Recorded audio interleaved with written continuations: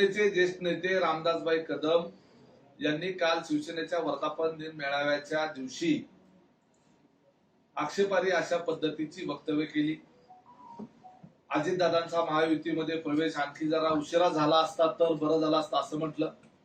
त्याचबरोबर रायगड लोकसभा मतदारसंघाच्या दृष्टिकोनातून देखील आज त्यांनी एक आक्षेपार्ह विधान केले आणि त्याच्यामध्ये आमच्यामुळे रायगडची लाज राखली गेली आणि अतिशय आक्षेपार्ह शब्द त्यांनी त्या ठिकाणी वापरले। ते शब्द मी उच्चारणार नाही, परंतु महायुतीमध्ये येणाऱ्या विधानसभेच्या दृष्टिकोनातून चांगल्या पद्धतीचा समन्वय राहावा आणि एकोप्यानं या निवडणुकीला सामोरं जात असताना तिघांची भूमिका एक सूत्र पद्धतीची असावी अशा पद्धतीची जबाबदार नेत्यांकडून अपेक्षा असताना अत्यंत बेजबाबदार पद्धतीनं प्रदेशाध्यक्ष आमचे तटकरे साहेबांच्या बाबतीमध्ये रामदासभाई कदम वक्तव्य करतात। मुळात एक गोष्ट लक्षात घेतली पाहिजे की रामदास कदम यांचं त्या रायगड लोकसभा मतदारसंघामध्ये योगदान किती आहे। त्यांच्या स्वतःच्या खेड मतदारसंघामध्ये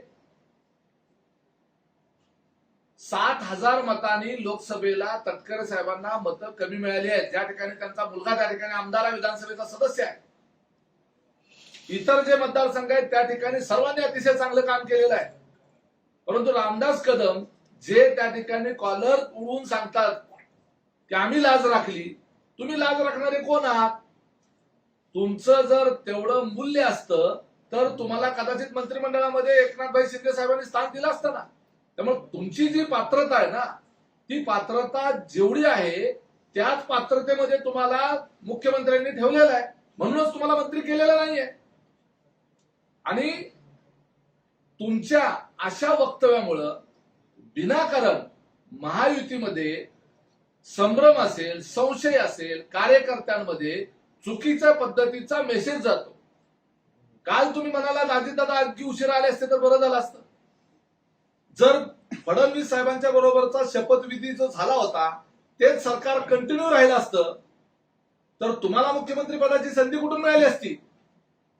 या सरकारमध्ये मुख्यमंत्री म्हणून देवेंद्र फडणवीसच राहिले असते आणि उपमुख्यमंत्री म्हणून अजितदादाच राहिले असते।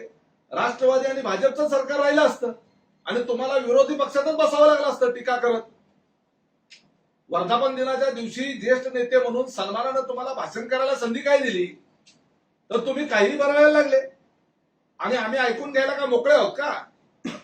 राष्ट्रवादी काँग्रेस पार्टीची ताकद आहे अजितदादांना मानणारा कार्यकर्त्यांचा आणि मतदारांचा वर्ग या महाराष्ट्रामध्ये प्रत्येक गावामध्ये आहे आणि आमचं संघटन, आमची ताकद ही